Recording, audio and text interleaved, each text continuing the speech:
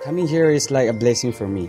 I would say more than a blessing, it's like a miracle because I found myself again with Christ. जब इस camp में आया था तो मेरे पास बहुत सारे सवाल थे एंड पता भी नहीं था कि शायद उन सवालों के जवाब मिलेंगे या नहीं। कुछ मेरे क्वेश्चन थे जो मेरी पर्सनल लाइफ में ऐसे थे जिसमें मैं बहुत ज़्यादा उलझा हुआ था, खास करके मेरी निजी ज़िंदगी में। लेकिन प्रभु की दया से इस कैंप में उन्हीं सवालों के जवाब मिले जिन सवालों के साथ में आया था और मेरी समझ के अनुसार वो सवाल के जवाब मिले। मेरे लिए टोटली डिफरेंट एक्सपीरियंस था। मुझे याद है किस तरह से मतलब रूम्स में एडजस्ट करने से लेके मतलब चीज़ें दोस्त बनाना एंड सबसे बातें करना धीरे धीरे स्टार्ट किया। जैसे थीम था कि ऑल इन, परमेश्वर को अपना पूरा समर्पण हमें देना है। मैं पहले परमेश्वर से मतलब मुझे ज़्यादा पसंद नहीं था कि मैं बाइबल को रीड करूं और मुझे बिल्कुल भी इंटरेस्ट नहीं आता था।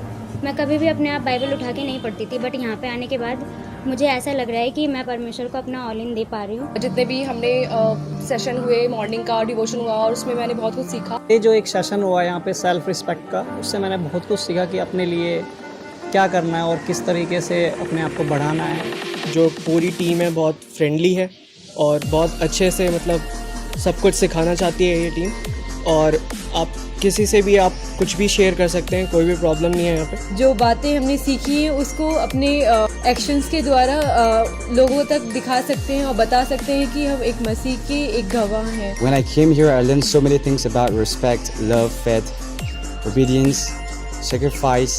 और इसमें जो सबसे मेन बात जो मुझे हिट की है वो था कि वी शुड नॉट जज अदर्स। कभी हमें खुद को भी जज करके देखना चाहिए, खुद के फेथ को भी जज करना चाहिए। The best part was the song session. रोज़ बस मुझे सॉन्ग्स में इतना मज़ा आता था और मैं एक्शन भी बहुत ही ज़्यादा अच्छे से करती थी। तो वर्शिप तो always great with like YFC का जो भी मेरा पास्ट एक्सपीरियंस है वर्शिप का, तो worship is always been great with the YFC. I love music and I would say that I learned so many songs like Hindi, even though I don't understand most of it, but the dance, it's amazing. I feel really happy and blessed to be here, to be very honest. साथ ही उसके एक कुछ games के ऐसे section थे जो काफ़ी मैंने एंजॉय किए। गेम्स यहाँ पे इतने अच्छे हैं कि सच में माइंड फ्रेश हो जाता है और मैंने डिसाइड भी किया है कि सच में मैं आगे अपनी लाइफ में जो है ऑल इन दूंगी परमेश्वर को।